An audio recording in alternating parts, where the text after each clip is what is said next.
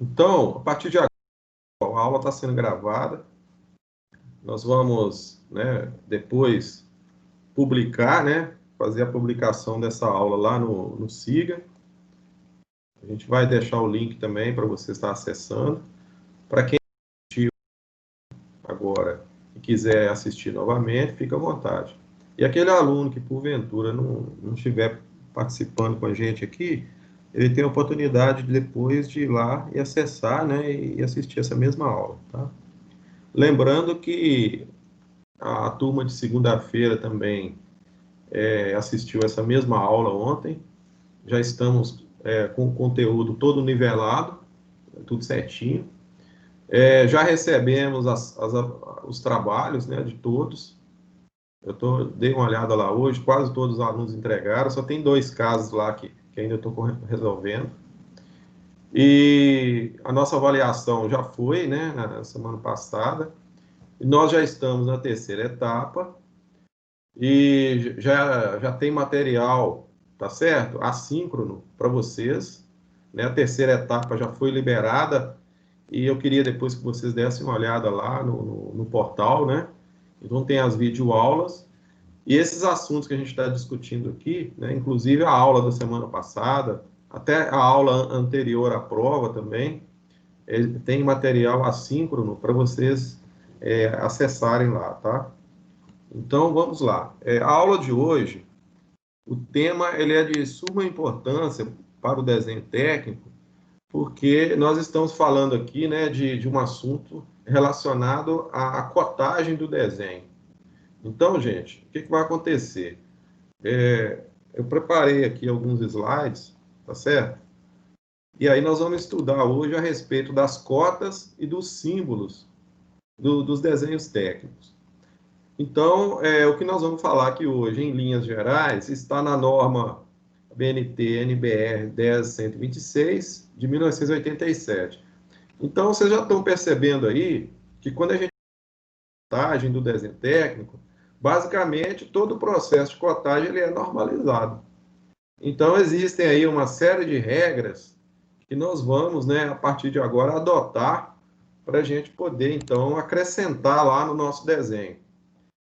Até o presente momento, né, todos os desenhos que vocês estão fazendo, né, seja ele a mão livre ou mesmo com o recurso, né, de instrumento, eu não pedi para vocês fazer a cotagem dele. Ou seja, não pedi para colocar medida, não fiz assim nenhuma exigência em relação a outras informações relacionadas à simbologia, a convenções, não é isso? Só que a partir de agora a gente vai ter que pensar nisso, porque como a gente vai avançando, né, dentro do curso, e quando chega no momento da gente falar sobre cotagem, a gente vai então trazer, né, para dentro do nosso desenho aí essas normas aí, né, são várias normas. Depois você pode inclusive acessar o portal nosso lá, porque eu deixei lá o acesso, né, o link também para você ter acesso a essa norma, né, na íntegra, né? Mas a aula de hoje, ela vai assim, nós vamos trabalhar mais em linhas gerais, quer dizer, não tem como eu aqui falar de todas as normas ao mesmo tempo.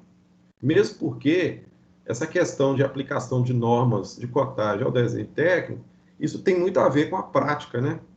A gente aprende muito assim a aplicar essas normas, fazendo os desenhos e fazendo as cotagens. Mas de antemão a gente já passa para vocês, né, uma parte teórica aí, né, já vou fazer isso aí, e nós vamos, né, como eu disse, em linhas gerais, explicar para vocês como que funciona as normas de cotagem conforme a BNT recomenda, tá bom? Então, eu separei aqui esses tópicos aí, olha, nós temos aí os tópicos número 1, né, nós vamos falar dos aspectos fundamentais da cotagem, o 2, a representação gráfica da cotagem no desenho, né? Ou seja, como que você faz a inscrição da cota no desenho, o lançamento, né, das cotas.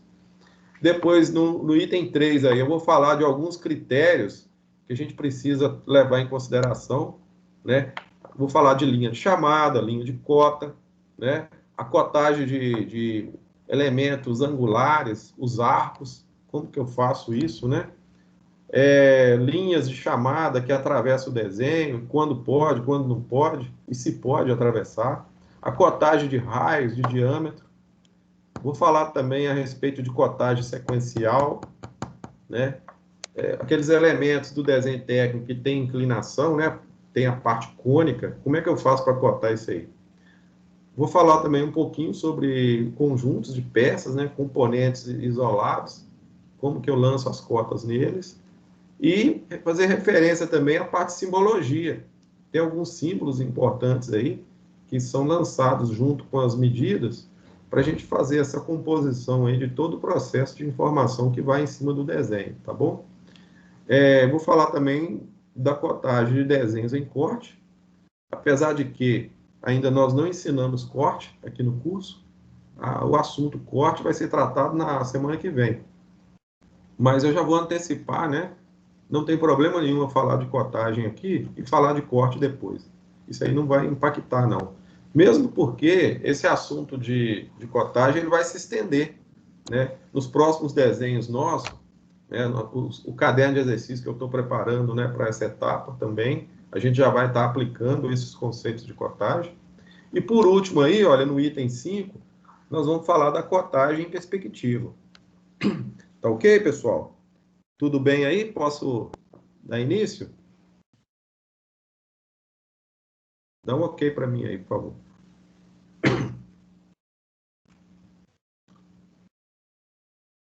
Isso. Ok, né? Gente, olha só.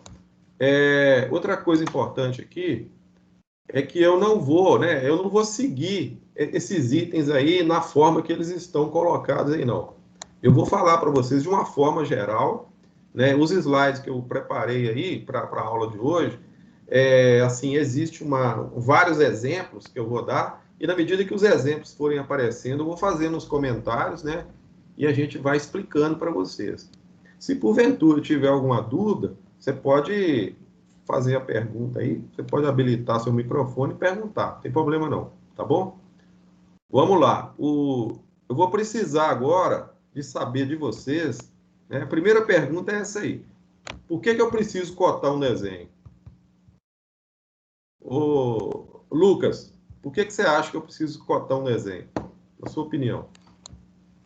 Professor, eu acho porque a dimensão da peça é essencial para que ela seja executada corretamente. E acho que a cotagem, ela talvez vai ajudar nessa questão. A ideia básica é essa mesmo, você está certo. Quer dizer, não adianta, né, Lucas, eu ir lá e fazer o traçado, né? De repente, né, eu faço lá tudo bem feito, dentro da norma direitinho, eu vou obedecer aquele sistema de linhas que existe, fazer o enquadramento da peça, né, dentro do formato direitinho. Então, se eu fizer isso aí muito bem feito, muito bem organizado, de acordo com a norma, ainda não é o suficiente. Porque, como você disse aí, né, as informações, né, referente às medidas, elas precisam aparecer lá na peça. Então, o que nós vamos aprender aqui hoje é justamente isso. Primeiro, a gente precisa saber que a cotagem ela é necessária, tá? Porque sem ela você não tem como explicar, né, o tamanho da peça, as escalas direitinho, não tem como. Então, a gente precisa fazer isso. E outra coisa importante na questão da cotagem é quando a gente começa a pensar na fabricação da peça. Muitas vezes, né, não sei se vocês já viram, né, mas quando você envia um desenho para a oficina, para produzir, né, a peça, para fabricar, a primeira coisa que o profissional lá vai precisar primeiro, ele vai ter que interpretar o desenho, e aí ele vai precisar de ler as medidas que estão ali, né, para ele poder, né, pegar lá o material, as ferramentas, não é isso? E começar ali a desenvolver a peça dele, a peça que está sendo proposta no desenho ali. Então, o primeiro princípio é esse mesmo, a cotagem ela é de suma importância, por isso que ela é normalizada, porque, veja bem, se você fizer a cotagem de qualquer maneira, né, do jeito que você acha que pode ser, de repente você vai criar uma confusão lá na interpretação, não pode ter dupla interpretação, né, então tem que gerar facilidade. Então, o primeiro conceito nosso, pessoal, é esse aí, ó. Faz-se necessária a indicação expressa de medidas, né, conforme o Lucas disse, né, em relação a uma medida padrão. Que medida é essa? Medida padrão. ou eu vou trabalhar com sistema de unidade, por exemplo, milímetro, metro, dependendo da unidade, né, centímetro, mas aí eu vou estabelecer um sistema de unidade para mim trabalhar com ele, dependendo da natureza do meu desenho, e aí eu vou ter lá os valores referentes às dimensões de cada elemento da peça, né? Então, os elementos geométricos, todos eles, né, que fazem parte da forma da peça, do formato dela, devem ser expressos em dimensões. E aí, para que serve isso aí? Primeiro, ó, tá escrito aí, ó, para criar uma clareza, né, na interpretação, né, clareza do desenho. Quer dizer, o desenho não pode ficar muito embolado, não. Quer dizer, você lança as medidas, mas tem que ser com clareza. As medidas ali muito bem colocadas, tem que ter exatidão e facilidade de interpretação, como eu já disse, né? Por que a gente busca isso aí? Para você ter um bom entendimento da forma do desenho, do espaço ocupado por ele, né? Os espaços em torno dele também, não só a peça em si, mas todo o dimensionamento ali do projetinho, né? Que envolve ali o formato, a distribuição, que está tudo ali, e a ordem e a ordenação desse desenho. Então, nós temos que garantir, tá, pessoal, que a cotagem ela seja muito bem feita, dentro da norma, para ter essas garantias que estão aí, ó. Repetindo, clareza, exatidão e facilidade de interpretação. Tá bom? Então, esse é o primeiro princípio. Por isso que a gente tem que cotar, tá? E aí, eu vou pedir agora uma ajuda de vocês aí, né? Um outro aluno aí, por favor, participa com a gente aí. Quem tiver o microfone aí funcionando bonitinho, o Samuel, por exemplo. Como é que tá seu microfone aí, Samuel? Tá tranquilo? Matheus Oliveira, então. Como é que tá o microfone aí?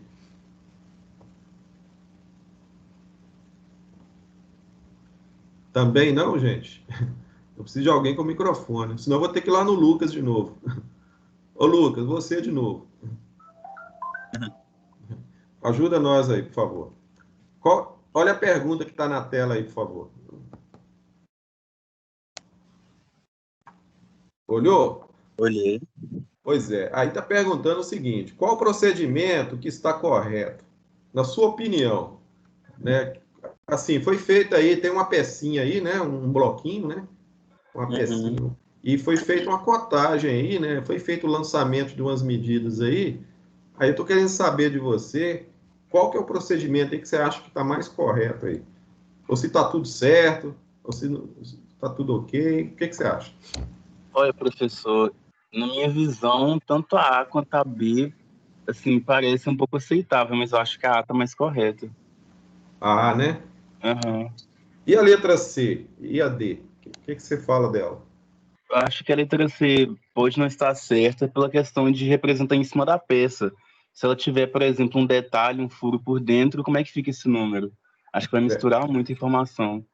Você já E a estudou desenho técnico? já. Ah, então é por isso, né? Eu peguei um que já sabe, né? Já pegou as manhas aí.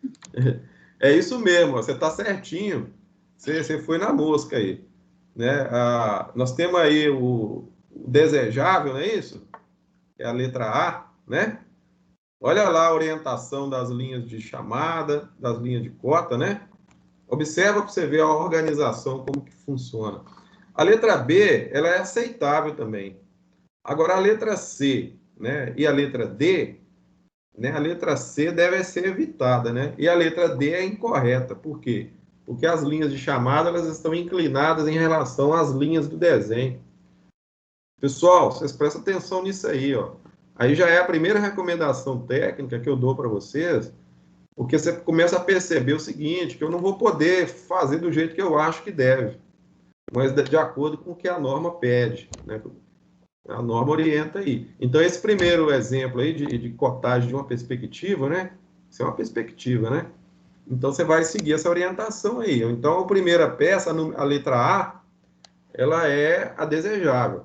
Agora, pode ser que você faça de uma forma que não fica tão desejável assim, mas ainda é um pouco admissível. Quer dizer, você não está ferindo tanto a norma. O que a gente não pode é ter um erro grosseiro, né? Não é isso, Lucas?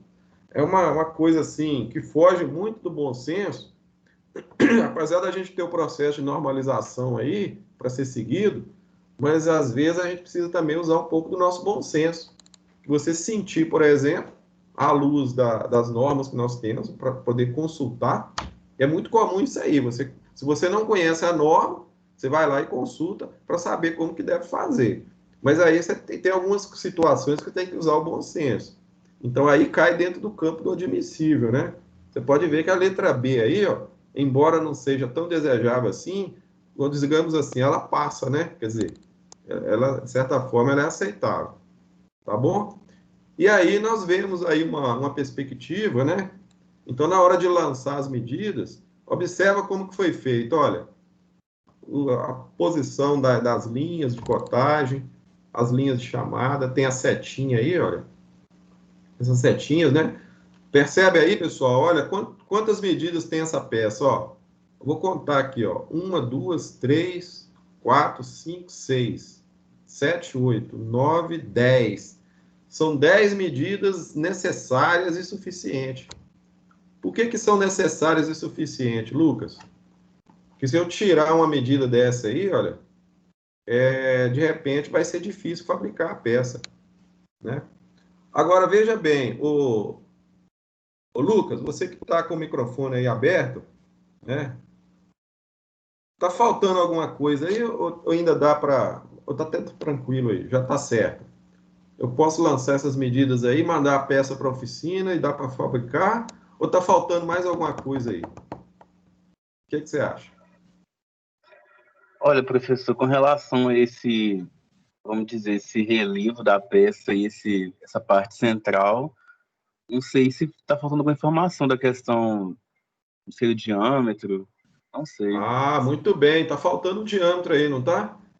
E outra coisa, tá Aham. faltando também, além do valor do diâmetro, tá faltando a localização desse elemento arredondado aí, né? Deixa eu chamar de elemento arredondado, que é essa parte aí mais alta que tem em cima aí, e eu preciso saber exatamente a posição dele, né? Mas aí eu acho que tem a posição dele aí, não tem? Olha, porque essa linha que passa aí no cantinho aí, olha, do lado esquerdo, vai mostrar o centro dele. Então é muito importante, né? A gente, aí no caso está faltando mais é o diâmetro dele mesmo. Não tem o valor aí, né? Claro. Então teria que fazer a cotagem desse diâmetro aí. Agora o restante das medidas estão aí. Mas é muito importante, como eu disse, a localização dele, para saber exatamente a posição dele em cima da face superior aí. Pessoal, vocês estão percebendo que a cotagem ela vai ajudar a gente também a interpretar o desenho? Eu já falei isso aí, né? Então, veja bem, ó, a cotagem é a indicação das medidas das peças em seu desenho. Ao cotar, você deve tentar imaginar se as medidas representadas será possível fabricar a peça. Então, se você manda um desenho para a oficina, né, Lucas? Chega lá, o operador lá, o pessoal da operação, né, que vai trabalhar lá no equipamento ou na máquina, né? Aquela pessoa que vai fabricar a peça, ele não pode ter dúvida em relação às medidas. Então, imagine ele voltar o desenho para trás, ou então ele fica em dúvida e não consegue fabricar. Você vai gerar um problema ali, né? Um problema no processo de fabricação. Então, as medidas elas são fundamentais. E isso é papel do desenhista, né? Do pessoal do projeto lá. Então, veja bem o que está acontecendo aí, olha. Além de você ter que cotar corretamente, fazendo a distribuição das cotas, você também tem que preocupar em, né, assim, como que você vai distribuir essas cotas no desenho. Então, por exemplo, nós temos aí, olha, essas linhas que estão aí, né? Vamos falar delas agora, né? A primeira linha aí é a linha de cota. Identifica lá, por favor, em cima do desenho a linha de cota. É a letra A, né? O que representa a letra A? É a linha de cota, né? É a linha onde você vai colocar o valor. O valor. Qual que é o valor? O valor é a letra C, o valor é a cota. Então, nós temos aí, para esse desenho aí, nós temos duas cotas. Tem uma cota de 50 e tem uma cota de 20. Agora, tá faltando aí, gente, a unidade, né? Isso aí é 50 o quê? 50 centímetros, 50 milímetros, 50 metros? Como é que funciona isso aí? Olha, Milímetro. dependendo do desenho... Oi, pode falar, Lucas. Não, professor, só que eu acho que assim, a convenção é em milímetros, não? Sim, senhor, é isso mesmo. Então, no caso desse tipo de desenho que a gente está trabalhando com ele aqui, a nossa convenção é a unidade básica, que é milímetro. Então, nós estamos aí no sistema métrico, né? Usando a unidade milímetro, né? E aí nós vamos trabalhar com 50 milímetros, 20 milímetros. Então, é importante a gente saber dessas coisas, porque na hora que você vai interpretar o desenho, você vai ver lá, ó, não vai aparecer lá a unidade. E também você não tem que escrever a unidade, mas você vai aparecer só o número. E o valor numérico já representa a dimensão daquela aresta que está ali, né? No caso aí 50, depois 20. E outra coisa que você vai observar aí é a linha auxiliar. Essa linha auxiliar, qual que é o objetivo dela? É a linha que vai deslocar, né, a linha de cota para fora do desenho. Então, eu já estou dizendo para vocês que, na medida do possível, a gente cota do lado de fora, né? Então, você traça lá a sua peça, bonitinho lá, usando as convenções das linhas, tudo normalizado, tudo bonitinho, né? E depois, na hora que você vai lançar as cotas, você vai colocar a linha auxiliar, trazendo, né, a linha de cota para fora, e aí você vai posicionar a linha de cota, colocar a setinha nas extremidades, você vê que não pode, vai tocar, né? Isso, ó, a ponta da setinha toca a linha auxiliar, e aí você está observando que está sobrando um pedacinho para fora, não está, Lucas? Olha lá. Tem uma pontinha que está sobrando aí, ó. A gente vai deixar aí uma tolerânciazinha de mais ou menos 2 milímetros para cima, né? Essa pontinha que sobra. E outra coisa importante é que a linha auxiliar não toca a peça. Ela não pode encostar na peça. Aí você vai deixar uma tolerância aí mais ou menos de 1 milímetro. Outra regra básica aí, importante, é que na hora que você vai colocar o 50 e colocar o 20, eles vão ficar mais ou menos na metade da distância da linha de cota. Então você não pode, né? E outra coisa, o número também não toca a linha de cota, não. Existe uma tolerânciazinha aí, ó. Então vocês vão observando esses detalhes para você fazer lá no seu desenho. Então, basicamente, gente, nós temos aí as linhas de cota, né? Nós temos a linha auxiliar e nós temos as cotas, né, que são os valores, tá bom? Agora, aquilo que eu acabei de falar anteriormente sobre a posição dos valores, olha lá. A cota esquerda da linha de cota escrita de baixo para cima. Tem isso também, né? Você vai na posição de baixo para cima. Você não pode escrever e colocar o número de cabeça para baixo, né? Outra coisa, a linha auxiliar não toca a linha de contorno. A linha de contorno aí é a linha de contorno da peça, né? Aí você fica esperto com isso aí. Outra coisa, a linha auxiliar ultrapassa a seta, mais ou menos 2 milímetros. Falei para vocês ainda há pouco. E outra coisa, a cota acima da linha de cota não pode tocar a linha de cota. Então você coloca ela do lado de cima, deixa uma tolerânciazinha, né? E ela não pode tocar. E outra coisa é a seta também, que deve tocar a linha auxiliar, mas ela não pode atravessar, né, a linha auxiliar. Nem deixar folga e nem atravessar. Tá bom? Espero que vocês tenham entendido. E agora, a respeito da setinha, né, para você fazer a linha de cota e desenvolver a sua setinha, essas setas que estão à esquerda aí, ó, todas elas estão erradas, tá? Se você fizer lá no desenho, desse jeito que está aí, vai dar problema, entendeu? Porque a norma não recomenda assim. Então, o uso correto, né, da seta e também da linha de cota e da linha de chamada é feita do lado direito aí. E na maioria das vezes, né, a maioria dos desenhos que você vai ver aqui, que esse desenho nosso, que é um desenho mais da área de metal mecânica, né? Então, nós vamos aí fazer essa setinha que tem aí essa pontinha pontiaguda, né? Uma pontinha bem pontiaguda, e ela é preta, né? Você vai colorir ela ali, fazer bem pontiaguda, para você, então, fazer a cotagem do seu desenho. Tá bom? Aqui nós temos um outro exemplo, só para você ver como que é feita a cotagem dos valores angulares, dependendo da posição que o ângulo ocupa na peça, né? E também do outro lado da esquerda aí, a distribuição das cotas, né? Como que as medidas são colocadas. Veja bem, olha, o número 20 aí, ele está sempre colocado na posição superior à linha de cota. Então, vai depender da posição que a aresta tiver, né? Se for alguma coisa inclinada assim, ó, aí você verifica a posição e aí você lança, né, o valor da cota acompanhando do jeito que está aí. Lembrando que o número nunca pode ficar debaixo da linha de cota, sempre em cima, acompanhando a inclinação. Tá bom?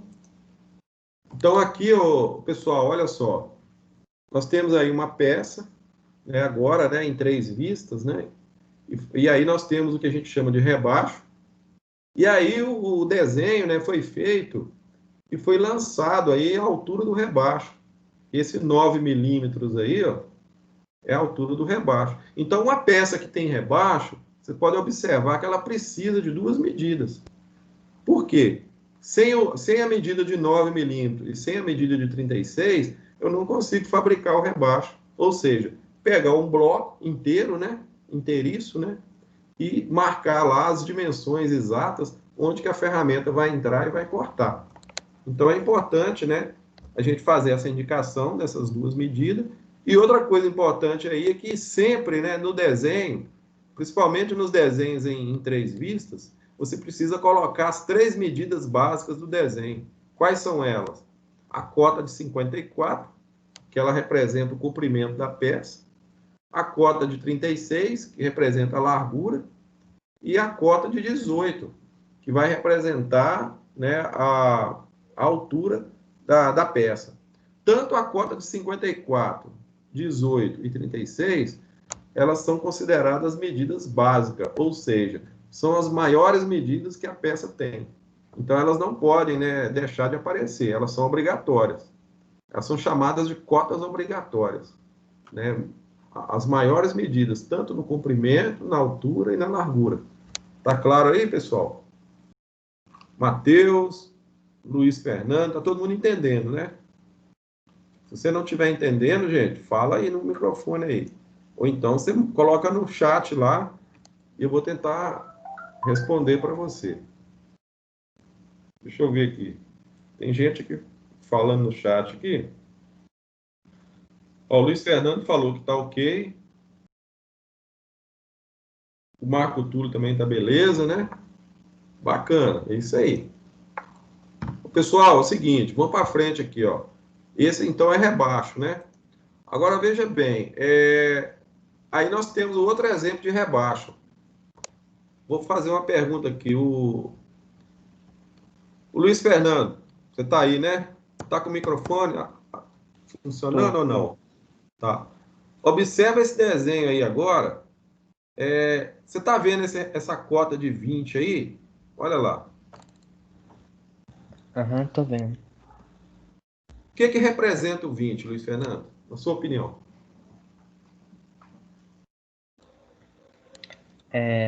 20, no caso, é a altura daquela parte maior do triângulo lá, né? Do T invertido, no caso, né? É o rebaixo, né? Olha lá.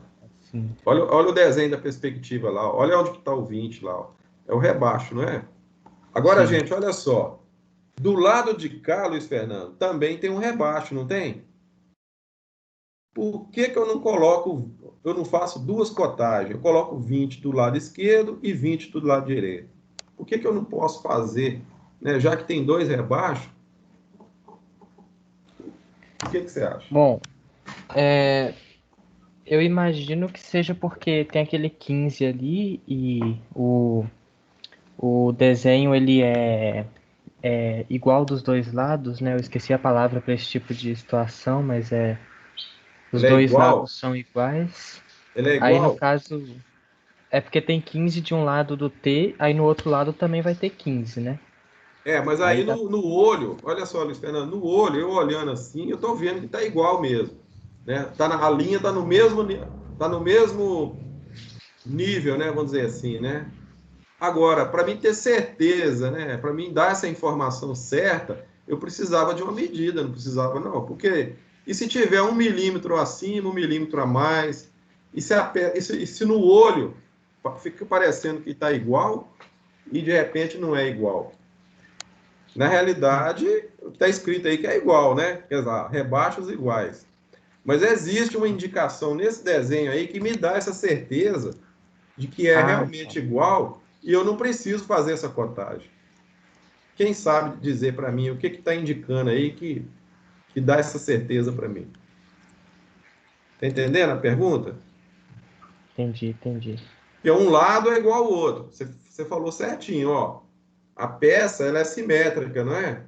É essa palavra que você queria falar, né? Ah, é essa daí que eu tava procurando, essa mesmo. Exatamente. A peça é simétrica do lado esquerdo, e o lado esquerdo é igual ao lado direito, mas existe uma linha. Olha, presta atenção, Luiz Fernando. Essa linha no meio aí, olha, traço, ponto, traço, ponto. Essa linha aí é que vai resolver a nossa situação. Então, é essa linha que está dizendo para mim que o lado esquerdo é o quê? Igual ao outro.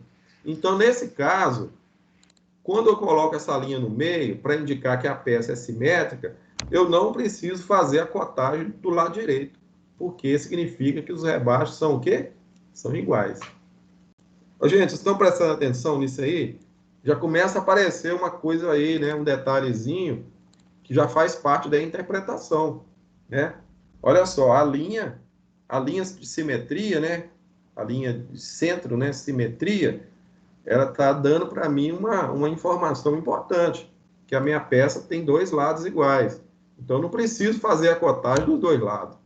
E quem pegar esse desenho aí sabe disso, porque ele vai interpretar não só a cota, né, a cota de 20, mas ele vai interpretar que o outro lado também tem 20. Por quê? Porque existe uma linha de simetria aí, falando isso aí. Beleza, Luiz Fernando? Beleza. Agora, olha só. E quando os rebaixos é diferente? Aí, o que está acontecendo agora? Não tem a linha mais de simetria lá, tá vendo? E também não pode colocar, por quê? Porque o lado esquerdo é igual, é diferente do lado direito. Nesse caso, eu preciso fazer duas indicações de cota.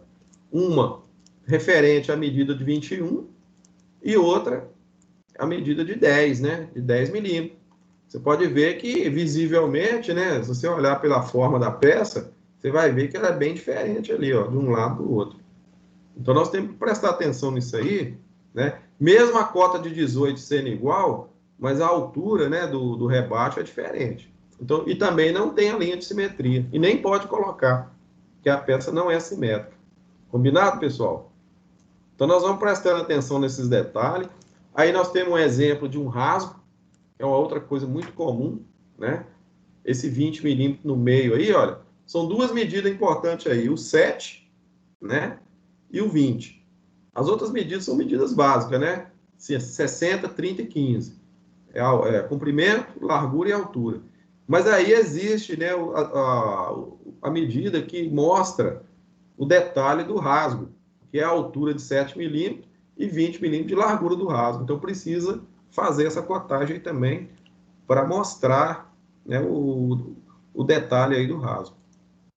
Nós temos esse exemplo aí também, que é muito interessante, porque como a gente tem um furo quadrado, né? Esse furo é quadrado, olha lá, 16 por 16, ó. Mas aí nós precisamos definir a posição dele em cima da face da peça. Então, como é que eu vou definir isso aí? Eu vou precisar de duas medidas. Eu vou precisar do 15 e do 15. Então, normalmente, quando a gente tem uma peça que tem um furo, eu preciso definir a localização do furo para, na hora da fabricação, né, saber exatamente aonde que a ferramenta vai entrar, né, porque tem que centralizar a ferramenta para cortar o material. Então, você tem que pensar o seguinte, que o centro aí, ó, do furo é fundamental. Senão, não consegue fabricar a peça, tá, gente? Nós temos aí agora elementos angulares. Agora já começa, né, aquela parte que eu falei com vocês sobre a indicação dos ângulos. Você pode ver que a maioria dessas peças aí, olha, todas elas possuem elementos angulares. Como é que eu vou fazer essa indicação? Eu tenho uns exemplos aqui mais adiante. Ó, por exemplo, nesse caso aí, ó, olha lá, nós temos a medida 12 por 8. Nesse caso aí, nós não colocamos o ângulo. A gente colocou só a medida da cota, né? Para indicar, né? Ele precisa saber exatamente a altura de 8 e depois aquele comprimento ali de 12, para ele poder marcar na peça e fazer, né, a marcação para poder cortar o material e fabricar essa parte inclinada aí, ó. Então, é chamado de elemento angular. Essas cotas 12 e 8 são chamadas medidas de extensão. tá? Mas eu também posso, se eu não quiser colocar as medidas de extensão, eu posso fazer do jeito que está aí, ó. Eu coloco uma medida de extensão, que é o 7, e aí, ao invés de eu colocar uma segunda medida de extensão, eu coloco o valor do ângulo. Então, o profissional que vai fabricar a peça, o que ele faz?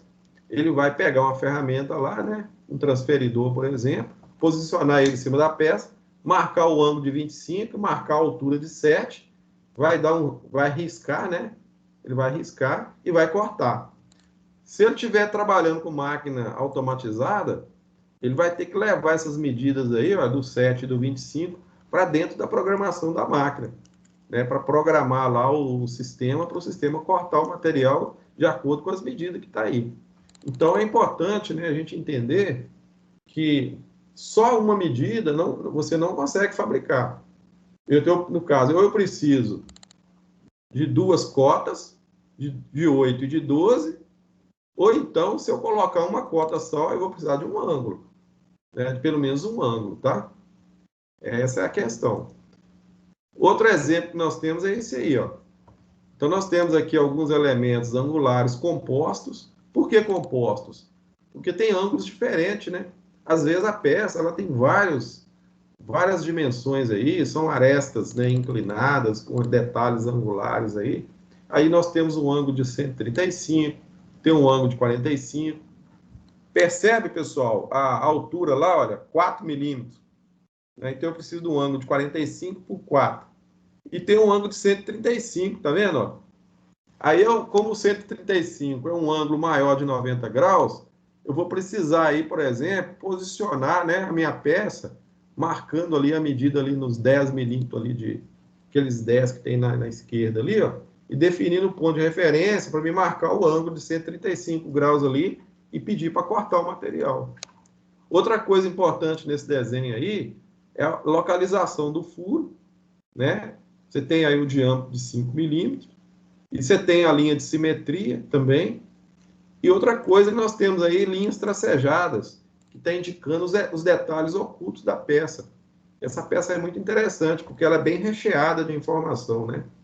Então, nós temos a cota de 18, nós temos aí a cota de 33, que é o comprimento, né, da peça, e temos também a cota de 15, que é a altura da pecinha aí, ó.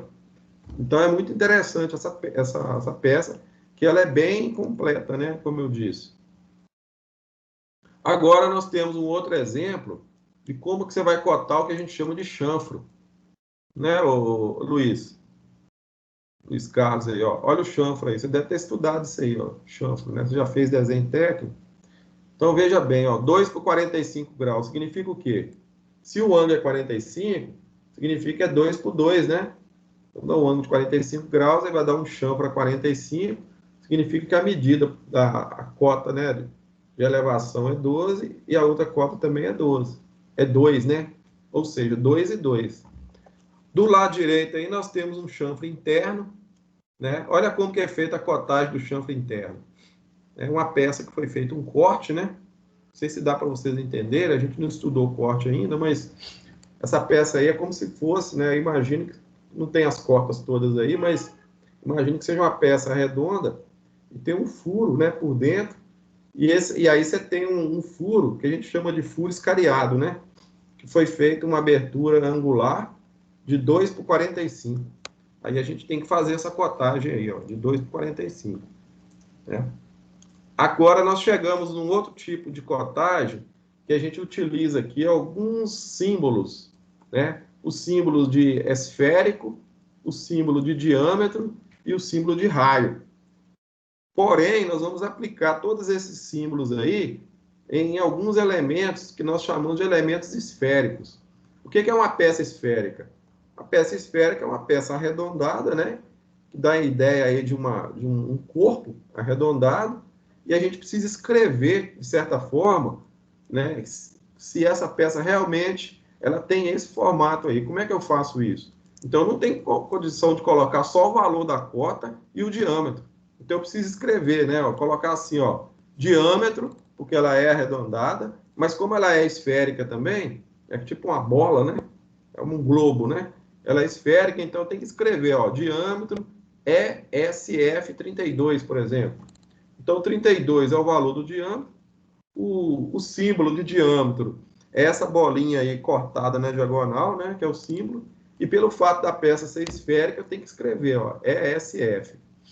Do lado direito, eu tenho o que a gente chama de raio, quer dizer, essa ponta aí do lado direito, ela é esférica também, só que você não tem uma circunferência, né? A ideia é como se fosse um raio mesmo, quer dizer, uma parte da circunferência. Então, você vai ter que escrever, olha, R, ESF, né, que é de abreviatura de esférico, e 16. 16 é o valor do raio. Então, você pode cotar tanto fazendo referência ao diâmetro esférico, ou raio esférico. Então, são casos interessantes que muitas vezes aparecem lá e a gente vai precisar saber para estar aplicando, né? Agora, pessoal, chegou esse exemplo aí, olha, para cotagem de peças com furo, né? Ou partes arredondadas. Aí a gente tem que prestar atenção, por exemplo, nesse primeiro caso aí de diâmetro. Observa lá como que foi feito o lançamento da cota. Você pode ver que a setinha, né? Pega dos dois lados, passa pelo centro, né? Esse centro importante aí, a definição do centro. Tem a cota de 20, tem a cota de 21 também, ó, para cotagem de diâmetro. Você está cotando dentro do furo, né? Da parte redonda, né? E também o 13, né? Agora está cotando do lado de fora. Também é possível fazer isso. E quando o furo é muito pequenininho, observa essa cota de 3 milímetros aí, ó. Aí você não tem como colocar o 3 milímetros dentro, né? Aí você coloca do lado de fora. É um exemplo que dá para fazer. Tá dando para entender aí, Lucas? Tá, né? Sim. Nós temos aí também, pessoal, o raio. Aí tem vários exemplos de cotagem de raio, né? Tem um raio aí de 16, né, que parte do centro dele, né, do centro do raio, e que vai até a borda da peça. Nós temos o raio 2 milímetros, que é um arredondamento de canto. Tem o outro lá, que é arredondamento interno, daquele detalhe lá do rasgo, né, rasgo arredondado por dentro, que é de 5 milímetros. E nessa pecinha do meio aí, olha, nós temos o raio 12. Agora, eu queria chamar a atenção de vocês para esse raio aí de 80 milímetros. Vocês estão percebendo que o centro, né, esse centro aí não é o centro verdadeiro da peça. Quer dizer, se você for pegar o compasso e traçar esse raio de 80, você vai perceber que o centro está lá embaixo. Não é verdade? Mas aí, nesses casos, quando acontece isso, que a peça tem um raio muito longo, né, um valor muito alto, o que você faz? Você vai com a linha de cota e dá um zigue-zague nela assim, ó. É como se fosse uma interrupção, né?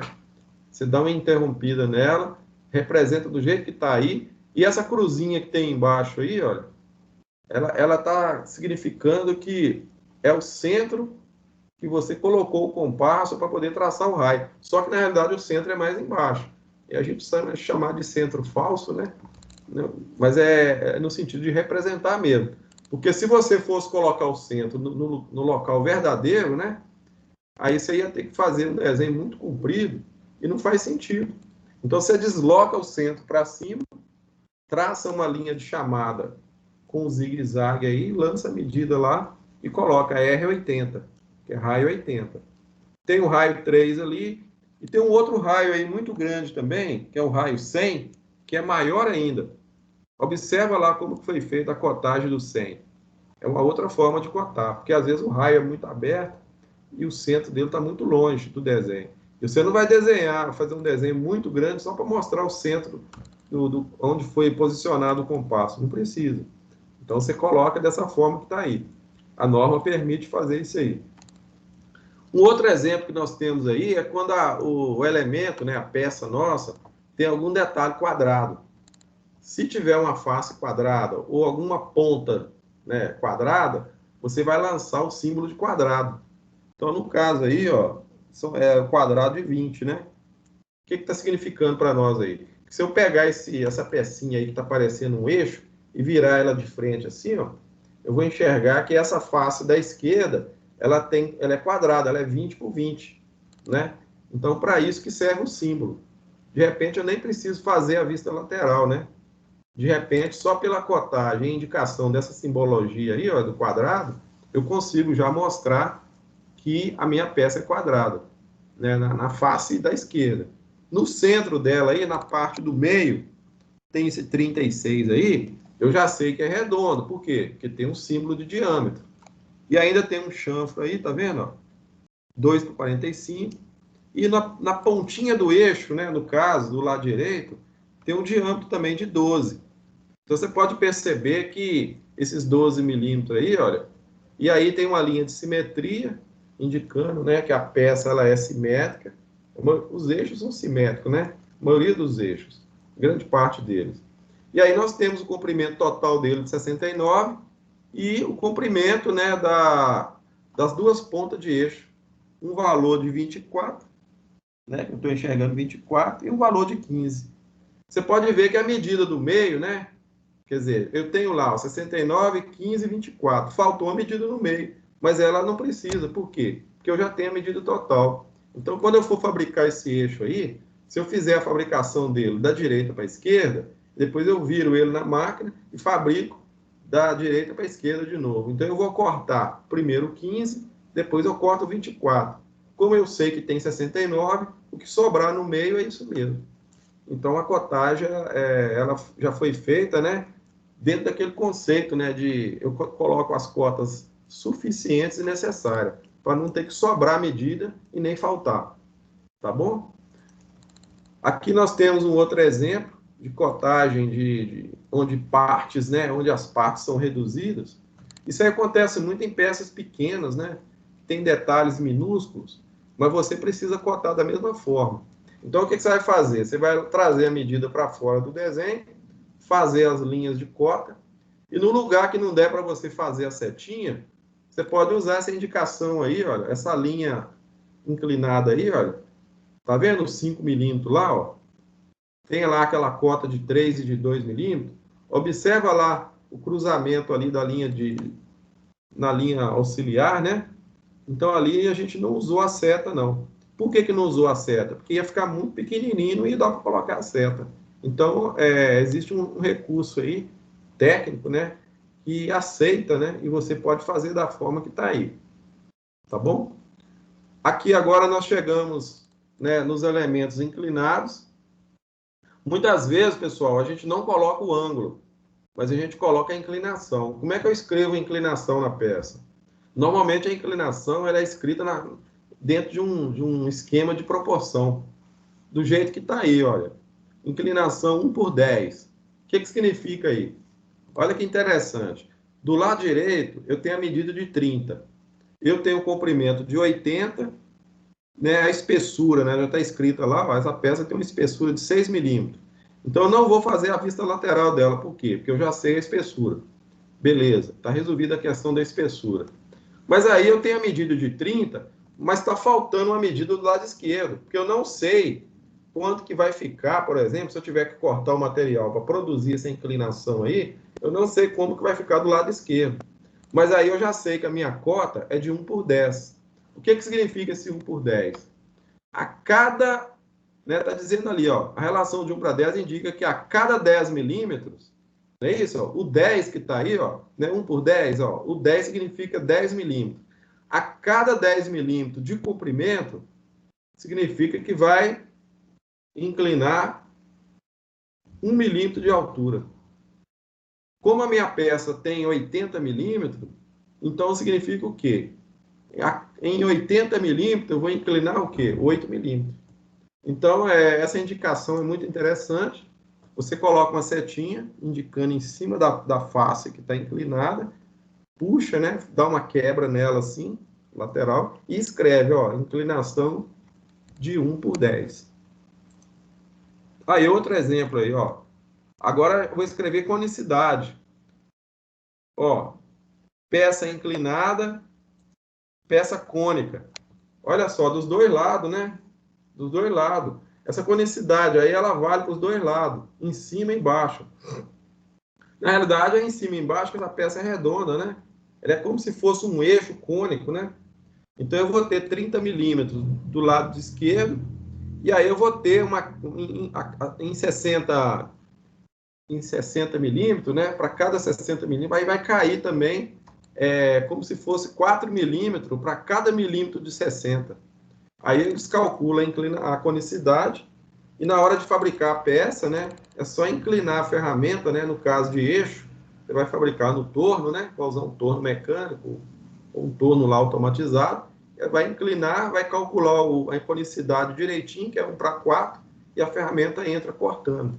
E aí você tem a usinagem aí que vai ser feita aí na ponta do eixo para produzir essa conicidade aí. Então é muito interessante isso aí. Não precisa ficar cotando demais, tá vendo? Ó? Basta escrever lá, ó, conicidade 1:4. Agora nós temos mais alguns exemplos. Essa parte de cima aí é uma peça parecendo uma cantoneira, né? Também está escrito ali as inclinações dela, tá vendo? Inclusive são inclinações diferentes, né? Inclinação de 1:10, 1:20. Então, o rapaz que vai fabricar lá, né? O pessoal da fabricação, ele acompanha essas medidas aí direitinho, olha, para cortar o material, né? E fazer essa inclinação. Na parte de baixo aí tem uma outra peça com inclinação de 1:15, né? Ali tem um raio de 8, tá vendo? Que é a parte, né? Porque essa peça aí, ela é como se fosse tem uma inclinação assim, no sentido de comprimento, mas quando você vira ela de frente, ela tem uma abertura por baixo aí, ó. Tanto é que tem uma linha tracejada aí indicando o detalhe oculto aí dessa parte arredondada. Porque quando você olha de frente, você não vê, né? Mas de lado, aí você vê que tem um furo aí por baixo. Um furo arredondado aí, tipo uma meia-lua, né? Gente, deixa eu avançar o slide aqui. Deu uma agarrada aqui. Só um minuto. Agora nós temos um outro tipo de cotagem, que é chamada cotagem por face de referência. O que é isso? Você vai observar o desenho da esquerda, você vai ver que existe uma face principal. Quando eu falo face de referência, eu vou tomar uma face como principal. Qual a importância disso aí? Porque nós vamos ter todas as medidas partindo da direita para a esquerda. Então, nós temos a cota de 47, que é a cota total, da direita para a esquerda. Quando pegar a cota de 35, ela começa na direita para a esquerda. E a cota de 19 também, da direita para a esquerda. Então, qual que é a face de referência? Eu vou pegar a face direita. Na questão da fabricação da peça, isso aí é muito importante. Por quê? Porque você vai trabalhar a peça da direita para a esquerda também, no sentido da fabricação dela. Você vai cortar material no comprimento de 19, depois você vai cortar material no comprimento de 35. E aí a última medida lá, olha, entre o 35 e 47, essa medida ela não aparece. E a medida entre 35 e 19 não aparece também não. Então vai aparecer só o 19, o 35 e o 47. Sempre da direita para a esquerda. Quer dizer, a face de referência aí é o principal para nós aí. O próprio nome está dizendo, né? Face de referência. E quando a gente faz uma cotagem aditiva, que é o outro exemplo da direita, que praticamente é a mesma peça, só que são formas diferentes de fazer a cotagem. Observa lá para vocês verem a cota de 47, como que ela foi colocada. Agora vai aparecer aí uma cota de 35, tá vendo lá? Depois tem a de 19. E aonde que está a face de referência? É o 0. Começou na direita também, porém, né? Aí você tem aqui como se fossem os segmentos, né, da peça, né? De 0 a 19, de 19 a 35, de 35 a 47 e assim por diante. Então, a gente chama isso aí de escalonamento, né? Então, para fazer esse escalonamento do eixo, você vai trabalhar a cotagem de duas maneiras. Ou você coloca usando a cotagem que a gente chama de paralelo, né? Ou então a cotagem aditiva. Tanto a cotagem paralela quanto a cotagem aditiva são chamadas de cotagem por face de referência, porque você está tomando sempre uma face de referência para tomar as outras medidas que vêm a seguir. Tá bom? Aqui nós temos um exemplo de uma cotagem de uma chapa, né? Fica parecendo que é uma chapa. Nós temos aí vários furos, né? Essa da direita, vamos na direita primeiro aí, ó. São vários furos são furos pequenos, né, com valores, né, de diâmetro pequeno. Agora, observa lá a cotagem aditiva que foi feita. Tá vendo? Ó? 46, 38, 30, 23, 15, 8. Você pode perceber que todas elas passam pelo centro do furo. E no sentido vertical, você tem a cotagem aditiva também, olha, 0, 8, 22, 35, 32, 60. E você pode perceber que do 32 para o 60, né, parece que está faltando material aí, mas não está não. É porque foi feito um encurtamento, porque do 32 até no 60 não tem mais furo. Então não tem necessidade de desenhar a peça toda, né, a chapa todinha até lá na frente. Então eles fazem um encurtamento na representação do desenho e colocam 60 aí. No desenho da esquerda, você está usando aquele processo lá de cotagem em paralelo, usando duas faces de referência. Uma do lado esquerdo, para fazer a cotagem do 30, do 62 e do 75, e uma outra cotagem na parte de cima, né, na vertical, para pegar as medidas de 50, 43 e 15. Tá bom? E a outra coisa importante aí nesse desenho é a posição dos dois furos, né? Você tem um furo localizado de 15 por 15, definir o centro dele, e o outro furo maior que está aí é de 33 por 62. Então, essa peça foi muito bem cortada, né? Usou face de referência, de um lado o sistema paralelo e do outro o sistema aditivo. Mas todos os dois modelos aí estão muito bem representados e as medidas muito bem distribuídas. Ok? Pessoal, seguinte, nós estamos chegando aqui nas 20 horas, eu vou ter que parar a aula aqui agora, sabe por quê? Porque na turma de ontem, eu parei também nesse slide aí, no slide 32. Tá certo, Lucas? Então, nós vamos ter que encerrar aqui e a gente vai dar continuidade, né, nesse assunto na aula que vem. Vocês estão me ouvindo aí, gente? Sim? Sim, professor.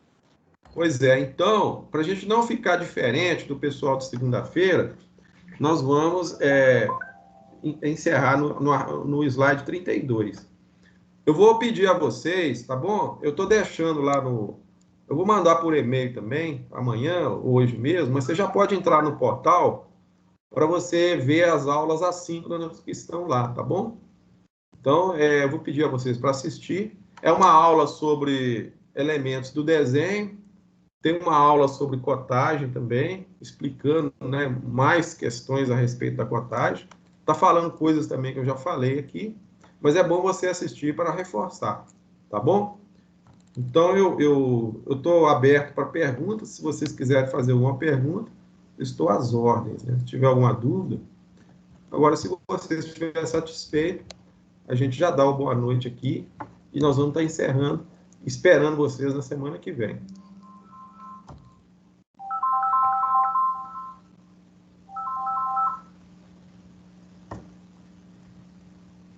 E aí, pessoal? Tudo bem? Satisfeito? Ok? Então, então boa noite para vocês. Fica com Deus aí. Um abraço.